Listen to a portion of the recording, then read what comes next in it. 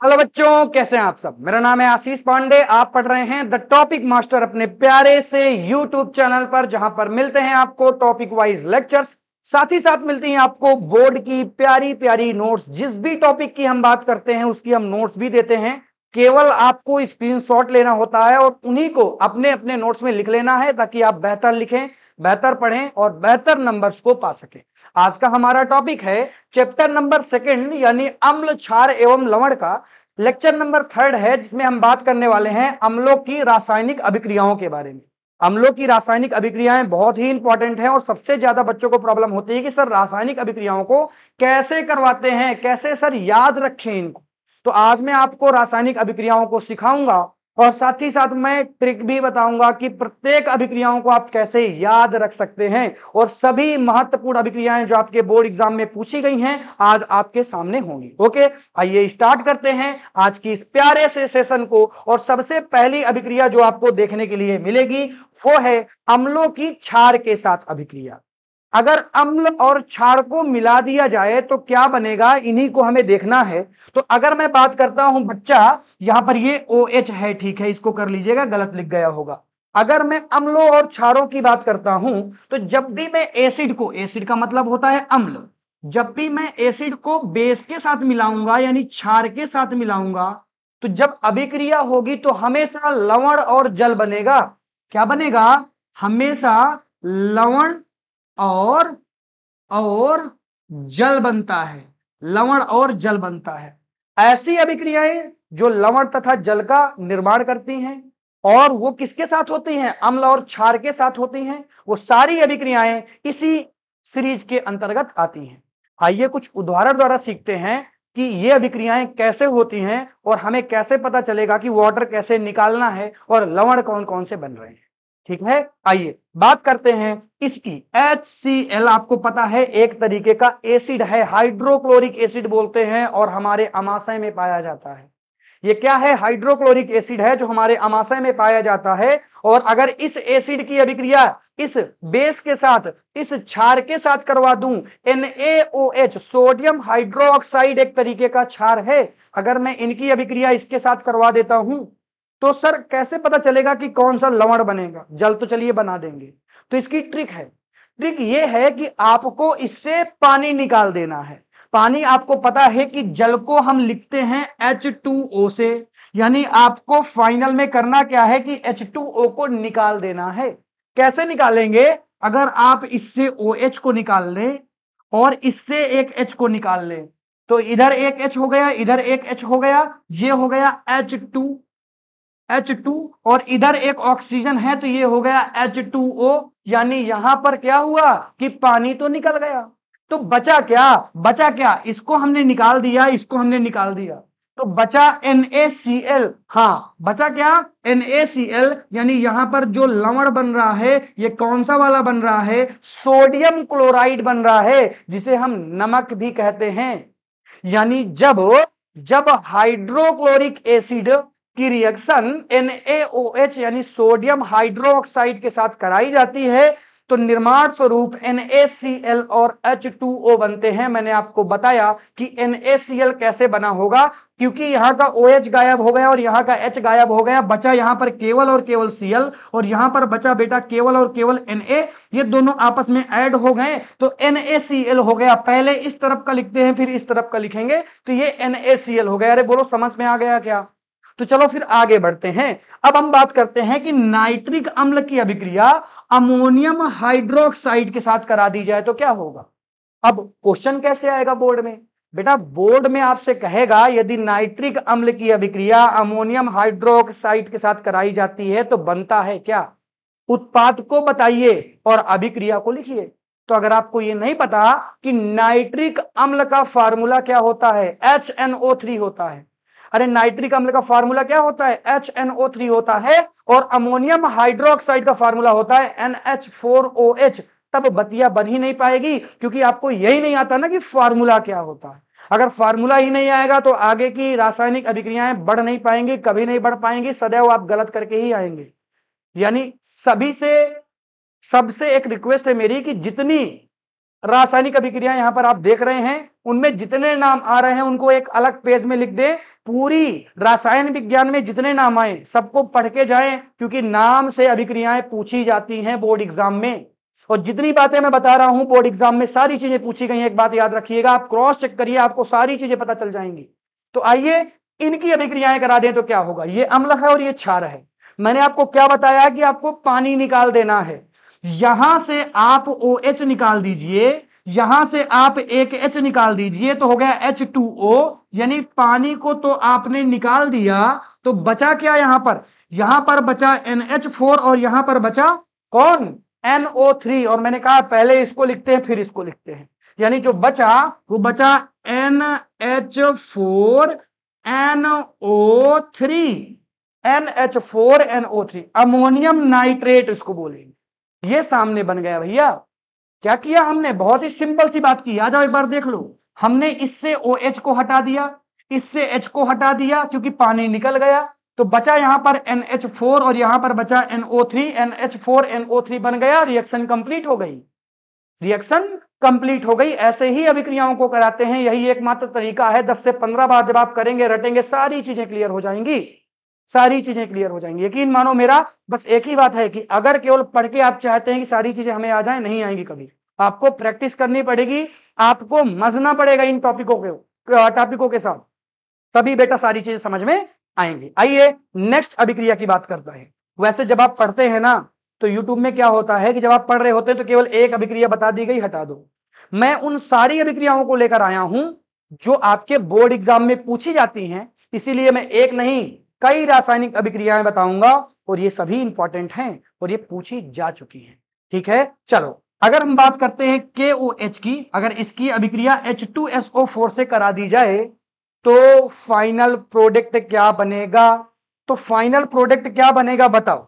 ये अभिक्रिया सभी के लिए वर्क है, सभी लोग इसको खोजें और इसका आंसर बताएं। आपको केवल पानी निकालना है, जो बचे वही बचेगा, वही बनेगा। सभी लोग कमेंट करेंगे, मैं देखूंगा कौन सा बच्चा सीरियसली चीजों को ले रहा है और बढ़िया तरीके से लेक्चर को अटेंड कर रहा है।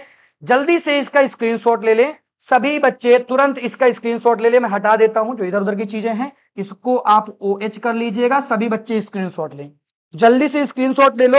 आई होप सभी ने स्क्रीनशॉट ले लिया होगा और इतनी बातें आप अपनी नोट्स में लिख लेंगे। नेक्स्ट अभिक्रियाओं की बात करने वाले हैं कि यदि अम्लों को किसके साथ मिलाया जाए, क्षार के साथ। अच्छा, अभिक्रियाओं से पहले कुछ नोट है, तो नोट पॉइंट की बात कर लेते हैं। इसको आप नोट डाल के लिख लीजिएगा, इसको आप नोट डाल के लिख लीजिएगा। इनकी बात कर लेते हैं, it is very important note. और ये रही जा मतलब ये पॉइंट रह जाता, खैर ये सारी चीजें लिखी हुई हैं तो कोई दिक्कत वाली बात नहीं, कोई भी पॉइंट छूटेगा तो नहीं। ठीक है, अम्लों और क्षारों की जब अभिक्रिया होती है ना, तो इस अभिक्रिया को उदासीनीकरण अभिक्रिया भी कहते हैं। अरे बोलो क्या कहते हैं। इस अभिक्रिया को जब अम्ल और क्षार आपस में अभिक्रिया करते हैं तो ये अभिक्रियाएं उदासीनीकरण अभिक्रियाएं भी कहलाती हैं। मैं आपको रीजन सहित इन चीजों को स्पष्ट करता हूं। रीजन क्या है, रीजन ये है कि आप बढ़िया तरीके से समझिएगा। ठीक है, यहां पर होता क्या है कि अगर मैं अम्ल की बात करता हूं, सभी बच्चे ध्यान से समझेंगे। आपको ये तो पता होगा कि अम्ल और क्षार जो अभिक्रियाएं करते हैं उनको हम और एक नाम से जानते हैं, जो है उदासीनीकरण अभिक्रिया। लेकिन क्यों जानते हैं ये किसी भी बच्चे को नहीं पता होगा, वही मैं बताने जा रहा हूं कि आपको पता है अम्ल और क्षार ये आपस में अभिक्रियाएं कर रहे हैं, ये आपस में जुड़ रहे हैं। और आपको पता है कि अम्ल जो हैं वो H+ आयन देते हैं और जो क्षार हैं ये OH- आयन देते हैं। अगर इन दोनों को मैं मिला दूं, अगर इन दोनों को मैं क्या करूं, मिला दूं, तो फाइनल प्रोडक्ट जो बनेगा वो H2O बन जाएगा। वो H2O बन जाएगा, यानी जल बन जाएगा। और जब जल बन रहा है तो चीजें न्यूट्रलाइज हो रही हैं, यदि चीजें उदासीन हो रही हैं, यानी उनका चार्ज हट रहा है, इसीलिए इसको उदासीनीकरण अभिक्रिया भी कहते हैं। रीजन सामने लिखा हुआ है, सारी चीजें लिखकर मैंने समझा दिया कि क्यों इनको उदासीनीकरण अभिक्रियाएं भी कहते हैं। आपने जितनी अभिक्रियाएं अभी पढ़ी वो सभी उदासीनीकरण अभिक्रियाएं हैं। ऐसी अभिक्रियाएं जो अम्ल और क्षार के साथ होती हैं, उनसे बनते हैं जो प्रोडक्ट, ये सारी अभिक्रियाएं क्या कहलाती हैं? उदासीनीकरण अभिक्रियाएं कहलाती हैं। क्यों कहलाती हैं मैंने लिखवा दिया। जल्दी से सभी बच्चे स्क्रीनशॉट ले लें इस स्लाइड का भी। सभी ने स्क्रीनशॉट ले लिया क्या? अब हम नेक्स्ट अभिक्रियाओं में बढ़ते हैं, जिसमें हम बात करने वाले हैं कि अम्लों की धातु के साथ अभिक्रिया। वेरी इंपॉर्टेंट अभिक्रिया इसमें जो है मैं आपको बताऊं क्या, जो सबसे ज्यादा इंपॉर्टेंट है। सबसे ज्यादा इंपॉर्टेंट अभिक्रिया ये है बेटा, ये इसमें आप स्टार लगा लें, इसमें आप 3 स्टार लगा दें, क्योंकि इससे ज्यादा इंपॉर्टेंट कोई अभिक्रिया नहीं है जब हम बात करते हैं अम्लों की धातु के साथ अभिक्रिया। यानी जब हम बात करते हैं अम्लों के धातु के साथ अभिक्रिया तो सबसे इंपॉर्टेंट अभिक्रिया यह है। लेकिन हम पढ़ेंगे तो सब, पढ़ेंगे तो हम सब, सीखेंगे तो हम सभी को। आइए कुछ कॉन्सेप्ट की बात कर लेते हैं। पहले हम कुछ कॉन्सेप्ट की बात कर लेते हैं। देखो, जब भी अम्लों को किसके साथ मिलाया जाएगा?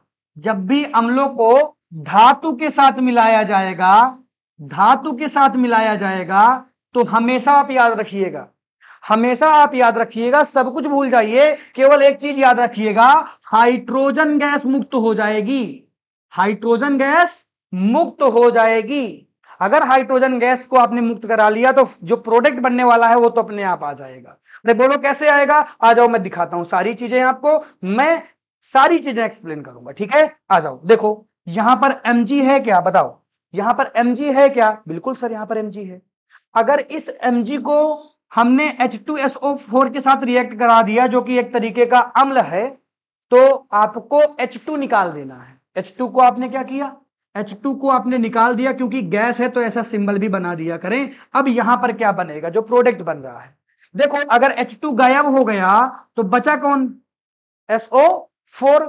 यहां पर कौन बचा है? Mg। यानी बना क्या? यहां पर बना MgSO4। ये आपका क्या हो गया? उत्पाद हो गया। बताओ सिंपल है कि नहीं? अरे बताओ सिंपल है कि नहीं? इसमें सोचने वाली विचारने वाली कोई बात है क्या? कोई सोचने विचारने वाली बात बच्चा नहीं है। अगली रिएक्शन की बात करते हैं। जब मैं Na की बात करता हूं और इसको मैं सोडियम को मैं मिला देता हूं किसके साथ? H2SO4 के साथ। सोडियम को जब H2SO4 के साथ यानी सल्फ्यूरिक अम्ल के साथ मिलाया जाता है तो आपको क्या करना है? H2 को निकाल देना है। H2 को सर हमने यहां पर निकाल दिया, ये H2 को हमने निकाल दिया, तो H2 को यहां से अगर काट दूं तो बचेगा क्या? NaSO4। अरे क्या बचा? NaSO4। लेकिन बेटा यहां पर होता क्या है? यहां पर होता है Na2SO4। इन्हीं छोटी छोटी बातें हैं जो आपको ध्यान देना है। जैसे यहां पर ये चीज आपको ध्यान देनी थी, बच्चे अक्सर NaSO4 लिख के चले आते हैं, लेकिन यहां पर होता क्या है? दो मॉलिक्यूल ऑफ सोडियम्स होते हैं, जो कि किससे ऐड होते हैं? जो कि SO4- के साथ ऐड होते हैं। क्या इतनी बातें समझ में आ गई क्या? हाँ। नेक्स्ट अभिक्रिया जो बहुत ही ज्यादा इंपॉर्टेंट थी, जिसकी मैं बात कर रहा था कि बेटा बहुत ज्यादा इंपॉर्टेंट है, अब हम उसकी बात करने वाले हैं। जो एल्यूमिनियम है ना, जब वो H2SO4 के साथ मिलेगा तो आपको पता है यहां से H2 तो निकल जाएगा। H2 को तो चलो मैंने यहां से निकाल दिया, H2 को तो यहां से निकाल दिया मैंने, और ये क्योंकि गैस है तो ऐसा सिंबल लगाना जरूरी है। ओके ठीक है। और प्रोडक्ट क्या बनेगा? प्रोडक्ट बेटा जी बनेगा, यहां पर प्रोडक्ट बनेगा Al2SO4 का होल थ्राइस। ये बहुत ज्यादा इंपॉर्टेंट बात थी बेटा, बहुत ही ज्यादा इंपॉर्टेंट। Al2SO4 का होल थ्राइस, इसका नाम बच्चे कमेंट करेंगे। ये आपका वर्क हो गया। इसको क्या कहते हैं आप कमेंट करिए। मैं कुछ बातें आपसे कहता हूं कि आप इसे कमेंट करिए। उसका रीजन ये है कि जो बच्चे सीरियस हैं वो जरूर इन चीजों को कहीं ना कहीं से देखेंगे, और जब आप एक बार कमेंट बॉक्स में उन चीजों को लिखेंगे, या अपनी बुक में उन चीजों को लिखेंगे, या अपनी कॉपी में उन चीजों को लिखेंगे, तो वो चीजें आपके दिमाग में सेफ हो जाएंगी। ठीक है, चलो। यानी Al2SO4 प्लस H2O बन गया, सॉरी प्लस H2 बन गया, हाइड्रोजन गैस है एक तरीके की, ठीक है। नेक्स्ट अभिक्रिया, जब मैं बात करता हूं Zn के साथ HCl मिला दूं तो बताओ H से तो H2 नहीं निकल जाएगा, यानी यहां पर हमें 2 लेना पड़ेगा, 2 मॉलिक्यूल आप HCl लेना पड़ेगा। तो ये इसके सामने नहीं है यार, एक काम करते हैं इसको सामने सामने लिख देते हैं सारी चीजें, उनको थोड़ा सा इसको सामने सामने लिख देते हैं। ये हो जाएगा Na2SO4 प्लस H2O, ये हो जाएगा आपका Al2SO4 का whole thrice plus H2 gas निकल गई यहां से, और ये वाला जो हो जाएगा ZnCl plus plus H2 gas यहां से निकल गई। कोई दिक्कत नहीं है, यहां पर बैलेंस आप कर लीजिएगा, आगे 2 लगा दीजिएगा, यहां पर आगे 2 लगा दीजिएगा, सारी चीजें अपने आप बैलेंस हो गई है। बैलेंसिंग आपको आती होगी, चैप्टर नंबर पहले में मैंने आपको बढ़िया तरीके से सिखाया था। एक लास्ट रिएक्शन बचती है जो कि है Na और है HCl, यानी सोडियम को HCl के साथ मिलाया गया है, तो बताओ क्या बनेगा। और ये लास्ट रिएक्शन फिर से आपके लिए वर्क है, ठीक है। ये भी रिएक्शन इन्हीं से रिलेटेड है, इन्हीं की तरह होगी, लेकिन थोड़े बहुत काम मैं आपको देता जाता हूं, आप उनको जरूर सीरियस लें, और सभी बच्चे इन सभी वर्क को अटेंड करें और कमेंट बॉक्स में कमेंट करें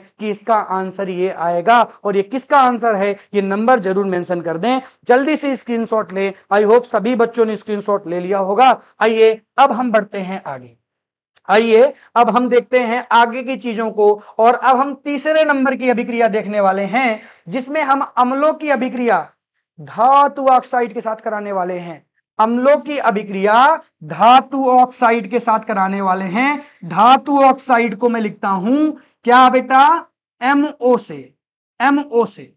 यहां पर M का मतलब धातु से है, M का मतलब किससे है, M का मतलब धातु से है। M कुछ भी हो सकता है, आगे आपको O लगा हुआ ही मिलेगा। जैसे जैसे Zn तो M है, लेकिन M का मतलब क्या है, धातु। Zn तो धातु है, O लग गया तो धातु ऑक्साइड हो गया। ये तो कॉपर है, O लग गया तो कॉपर ऑक्साइड हो गया। ये तो सोडियम है, O लग गया तो सोडियम ऑक्साइड हो गया। यानी हमें धातु ऑक्साइड की बात करनी है, ऑक्सीजन जुड़ी ही होगी। जब धातु ऑक्साइड की अभिक्रिया अम्लों के साथ करा देते हैं, ये सभी अम्ल है, इनके साथ जब अभिक्रियाएं कराते हैं तो उत्पाद स्वरूप कौन सी चीजें बनती हैं, बताओ उत्पाद स्वरूप कौन सी चीजें बनेंगी। तो जब आपके उत्पाद बनेंगे, फिर से इस बार सॉल्ट सॉल्ट प्लस वाटर ही बनेगा। यानी कहने का मतलब यह है कि लवण और जल ही बनेंगे। यानी यहां पर आपको जो सीखना है वो ये सीखना है कि केवल आपको जल निकाल देना है, जो बचे वो अपने आप लवण हो जाएगा। सोचने विचारने वाली बात नहीं है, केवल सोचना है जब आप जल निकाल रहे होंगे। आइए कैसे आप जल निकालेंगे, मैं आपको बढ़िया तरीके से सिखाता हूं।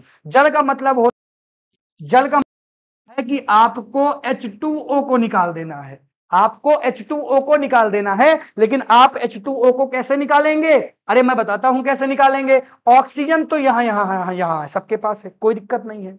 यानी इन सबसे कॉमन चीज निकल जाएगी, इन सबसे कॉमन चीज निकल जाएगी, वो है बेटा ऑक्सीजन, वो है ऑक्सीजन। क्योंकि एक O होता है तो एक O तो इन सबसे मिल जाएगा। अब इनसे हमें H2 निकालना है। देखो यहां पर तो 2H है ही नहीं है निकालने के लिए, तो कैसे निकालोगे, अरे इनके मॉलिक्यूल बढ़ा दोगे, इनको 2 ले लोगे। तो यहां जैसे आपने 2 लिया तो इधर आपने क्या निकाल दिया, H2O निकाल दिया। तो बचा क्या, इधर का H तो गायब हो गया, तो इधर बचा Zn और इधर बचा Cl, हो गया ZnCl, हो गया ZnCl। बहुत सारे बच्चे कहेंगे सर इस बार आपने इधर का पहले नहीं लिखा। अभी तक तो हर बार आप कहते थे कि सर इधर का पहले लिखते हैं। बेटा ये डिपेंड करता है कि प्लस और माइनस के ऊपर, कि डिटेल में चीजें क्लास 11th में आप देखेंगे तो कुछ चीजें आपको दिमाग के अंदर सेट करनी ही पड़ेंगी। ओके ठीक है, आ जाओ नेक्स्ट देखते हैं। अब हम बात करते हैं इसकी। इससे हमने क्या निकाल दिया है, इससे हमने H2 निकाल दिया, इससे हमने ऑक्सीजन निकाल दिया, बना दिया यहां पर हमने H2O। तो बचा क्या, बचा यहां पर CuSO4, तो बन गया बेटा CuSO4 कॉपर सल्फेट। क्या बन गया, कॉपर सल्फेट। जिंक क्लोराइड, ऊपर वाला क्या है, जिंक क्लोराइड, सभी के नाम लिखते जाना, सभी के नाम लिखते जाना। नीचे वाला देख लेते हैं, बहुत ही इंपॉर्टेंट है, नीचे वाले में आप स्टार भी लगा लेंगे, और जिनमें मैं स्टार लगा रहा हूं मतलब मैं आपको बता रहा हूं कि यही बोर्ड एग्जाम में पूछा जाएगा। तो सर इतनी बातें क्यों पढ़ते हैं बेटा, अब पेपर तो मैं नहीं सेट कर रहा ना, अगर गलती से इधर उधर हो गया ना तो फिर क्या होगा, एक गंदी जो मार्कशीट रहेगी हमारे जीवन के साथ जुड़ जाएगी, जो हम कभी नहीं चाहते हैं। यानी हमें हर एक वो चीज पढ़नी है जो हमारे बुक में है, जो एग्जाम में पूछी जा सकती है, जो पूछे जाते हैं वो तो हम बहुत ही डिटेल में देखेंगे और सीखेंगे। आइए इनके बारे में देखते हैं कि सोडियम ऑक्साइड की अभिक्रिया जब नाइट्रिक अम्ल के साथ करते हैं तो क्या होता है, तो जल निकलता है। जल निकाल दो, बिना सोचे समझे पहले जल निकालो, फिर देखो कहां से निकला। अरे बिना सोचे समझे पहले जल निकालो, फिर देखो कहां से जल निकला है। आ जाओ देखते हैं कहां से निकला है। यहां से तो O निकल गया हो, H2 निकल गया होगा, और यहां से O निकल गया होगा। बचा क्या होगा, Na2NO3। बचा क्या होगा, Na2NO3, जिसे हम क्या कहते हैं, NaNO3 कहते हैं। यहां पर हो जाएगा बेटा सोडियम नाइट्रेट NaNO3, NaNO3 हो जाएगा, और दो बेटा जी आगे लग जाएगा। ध्यान दीजिएगा, NaNO3 होगा, क्या होगा, NaNO3।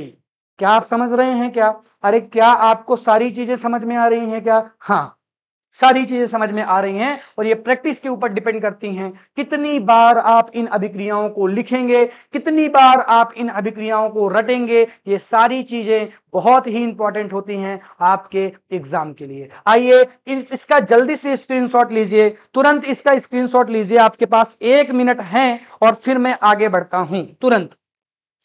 तुरंत इसका स्क्रीनशॉट लीजिए। क्या सभी बच्चों ने स्क्रीनशॉट ले लिया क्या, अरे सभी बच्चों ने स्क्रीनशॉट लिया, ठीक है चलो अच्छी बात है, सभी ने स्क्रीनशॉट लिया। अब हम आगे बढ़ेंगे, आइए चलिए चलो। अब हम पढ़ने वाले हैं क्या, अगली अभिक्रियाओं को पढ़ने वाले हैं, जिसमें हम देखने वाले हैं धातु कार्बोनेट तथा धातु बाइकार्बोनेट के साथ अम्लों की अभिक्रिया। यानी अब हम चौथी प्रकार की अभिक्रिया देख रहे हैं, जिसमें हम किसकी बात करेंगे, धातु कार्बोनेट के साथ। एक तो धातु कार्बोनेट, एक तो होता है धातु हाइड्रोजन कार्बोनेट, या इसे हम धातु बाइकार्बोनेट भी कहते हैं। क्या ये बातें समझ में आती हैं क्या, ठीक है। अब मैं आपको फॉर्मूला बता देता हूं, सिंपल सी बात यह है कि सर फॉर्मूला हमें बता दीजिए। धातु कार्बोनेट का मतलब होता है MCO3, ये धातु कार्बोनेट के लिए है। M फॉर होता है धातु, कुछ भी हो सकता है M की जगह, M की जगह कुछ भी हो सकता है, इसको दूसरे कलर से लिख देता हूं, M की जगह कुछ भी हो सकता है, लेकिन CO3 तो पक्का लगा होगा क्योंकि कार्बोनेट है ये।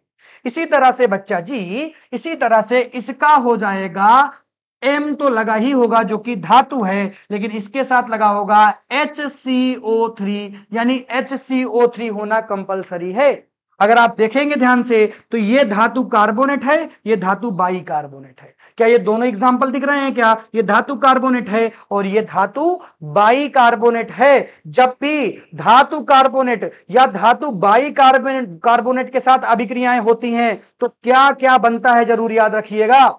इसमें क्या निकलता है, जैसे हमने देखा H2 निकलता है, H2O निकलता है, तो इसमें क्या निकलेगा, इसमें बच्चा जी, इसमें एक तो निकल जाएगी आपकी CO2 गैस, और दूसरा बेटा बन जाएगा H2O। यानी आपको यहां पर दो चीजें निकालनी है, और तीसरा आपका क्या बनेगा, सॉल्ट बन जाएगा, यानी लवण बन जाएगा। तीसरा आपका क्या बनेगा, लवण यानी सॉल्ट बन जाएगा, ठीक है। अरे इतनी बातें समझ में आई क्या, आपको ध्यान देना है कि यहां पर कार्बन डाइऑक्साइड और वाटर दो तरीके की चीजें निकलेंगी। आइए देखते हैं इस अभिक्रिया को, देखते हैं कि जब Na2CO3 की अभिक्रिया यानी सोडियम कार्बोनेट की अभिक्रिया किसके साथ करवाते हैं, हाइड्रोक्लोरिक एसिड के साथ करवाते हैं, तो क्या होगा। आपको क्या करना है, सबसे पहले आपको CO2 निकाल देना है, देन आपको क्या करना है, H2O निकाल देना है। ये दो चीजें आपने निकाल दी। जरा ध्यान से देखो बच्चा इस अभिक्रिया को, कि अगर आपने दो चीजें निकाल दी हैं, यानी यहां से तो आपने CO2 निकाल दिया, और यहां से आपने H2O निकाल दिया तो बचा क्या, NaCl बचा, यानी और क्या बन जाएगा, NaCl बन जाएगा, जो कि एक तरीके का सॉल्ट है। तो जरा ध्यान से देखो, जब सोडियम कार्बोनेट ने अभिक्रिया की हाइड्रोक्लोरिक एसिड के साथ तो बना NaCl यानी सोडियम क्लोराइड, और बना क्या, CO2, और बना क्या, H2O। तो ये अभिक्रिया संपन्न हो गई है। कितनी सिंपल अभिक्रिया है।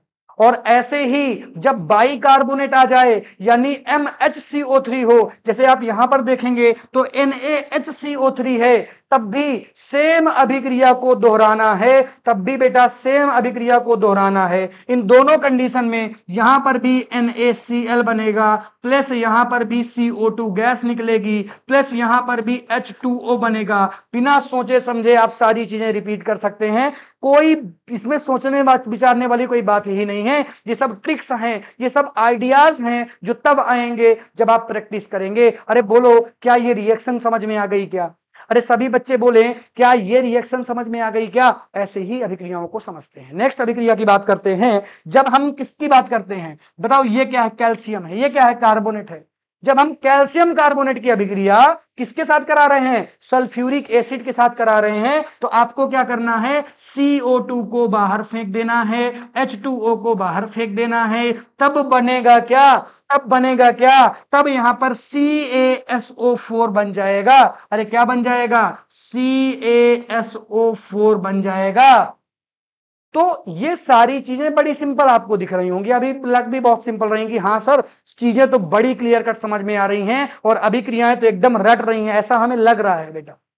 अभी मैं यही दो अभिक्रियाएं कह दूं लिखने के लिए, रफ में नहीं लिख पाओगे, और लिख भी लोगे तो ठीक 10 मिनट बाद भूल जाओगे, क्योंकि ये अभिक्रियाएं कहती हैं कि हमें प्रैक्टिस चाहिए। अगर प्रैक्टिस हमारी नहीं करोगे तो हम भूल जाएंगे, रहेंगे ही नहीं तुम्हारे दिमाग में। जाओ, यानी आपको प्रैक्टिस करनी पड़ेगी। जल्दी से सभी बच्चे स्क्रीनशॉट ले लें, जल्दी तुरंत सभी बच्चे स्क्रीनशॉट लेने का कष्ट करें। क्या सभी ने कष्ट किया क्या? चलो ठीक है, कष्ट तो बहुत कर लिया।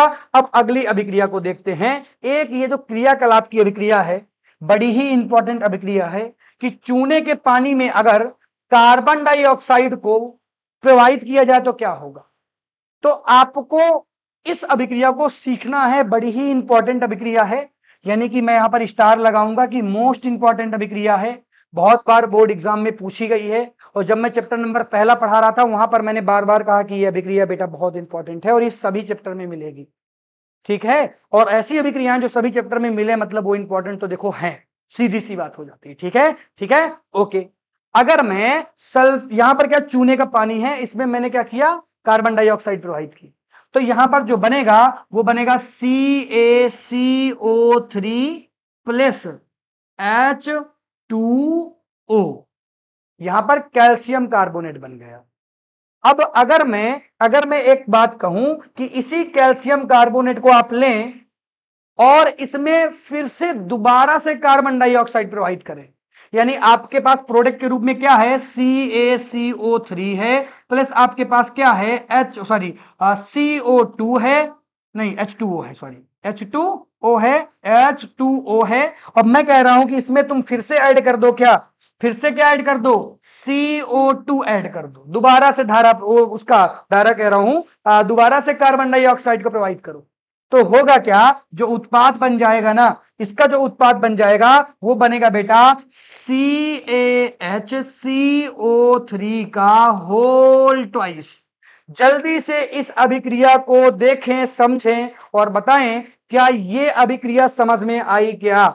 मैंने आपसे क्या कहा, मैं दोबारा रिपीट करता हूं कि चूने के पानी में जब आप कार्बन डाइऑक्साइड को प्रवाहित करते हैं तो बनता है कैल्शियम कार्बोनेट और जल, और इसी कैल्शियम कार्बोनेट और जल में जब दोबारा से आप क्या करते हैं और कार्बन डाइऑक्साइड को प्रवाहित करते हैं तो बनता क्या है, सामने CaHCO3 का होल ट्वाइस, जो कि बाई कार्बोनेट है एक तरीके का, जो कि एक तरीके का क्या है, बाई कार्बोनेट है।